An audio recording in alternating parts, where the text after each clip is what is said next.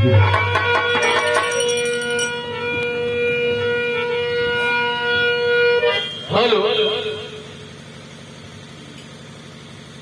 साथियों, हमारे हम उम्र साथी रामनंद भाई भैया मार टाइम जब पड़त रहना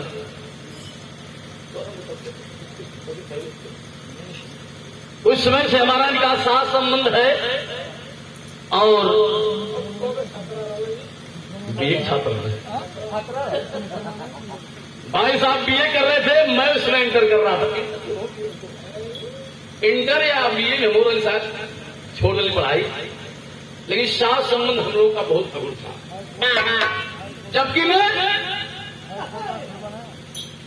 छात्र जीवन से ही कुछ संगीत में भाग लेने लगा और माता रानी की कृपा से मैं ऐसे परिवार में पैदा हुआ जो नहीं चाहते थे कि संगीत दुनिया में जाए भैया। लेकिन कहा गया है कि ऐसी लागी लगन मीरा हो गई मगन, वो तो हरि गुण गाने लगी। साथियों, आया है सो जाएगा राजा रंग फकीर, और कोई विमान पर चला कोई बधे जात जंजीर।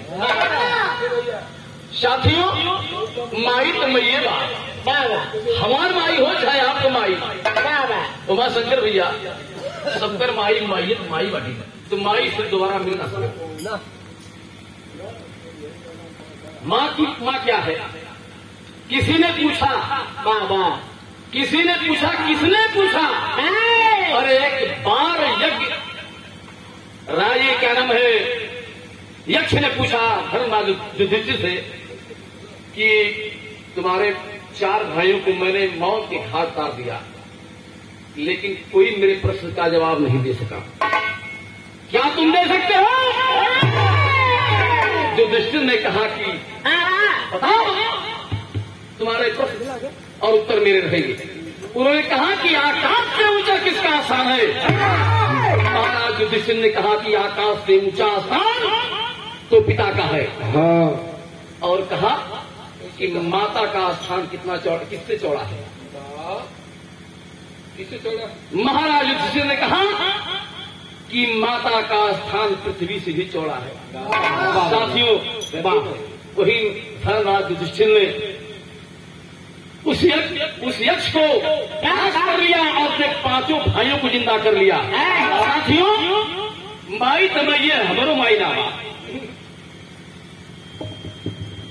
लेकिन कहना है कि माई जो माई सही बहुत अगुण शब्द बा।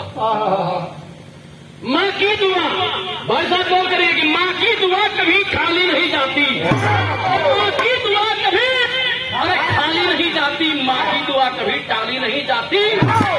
बर्तन माज कर 2-4 बच्चों को पाल लेती है माँ, लेकिन 4 बच्चों से एक माँ संभाली नहीं जाती। क्या बात है साथियों, अगर जीवन माई के 4 छह बेटवा होंगे, वो छोट होंगे, पिताजी नहीं है, अगर उन बाप मर गया तो माई 1000 व्यवस्था करके अपने 4-6 बेटों की पाल ली। लेकिन जौने दिन वो बचवा वो चारों सयान हो जाएगा, साथियों शादी विवाह हो जाएगा, और जब शादी विवाह हो जाएगा तो माई के लोग भुला जाएंगे। इसलिए हमारे कवि आदरणीय बिंद्रलाल जी बैठे हुए हैं, मैं बहुत बहुत प्रणाम करता हूँ और उनसे आशीर्वाद चाहता हूँ कि बर्तन माज कर तो 4 बच्चों को पाल लेती है माँ, लेकिन 4 बच्चों से एक माँ संभाली नहीं जाती। क्या बड़े मना है। एक गीत है, वो गीत था हमारे स्वर्गीय बेचन गुरु जी गाँव में, वो गौले कैसे सुन कर जब कैसे गागा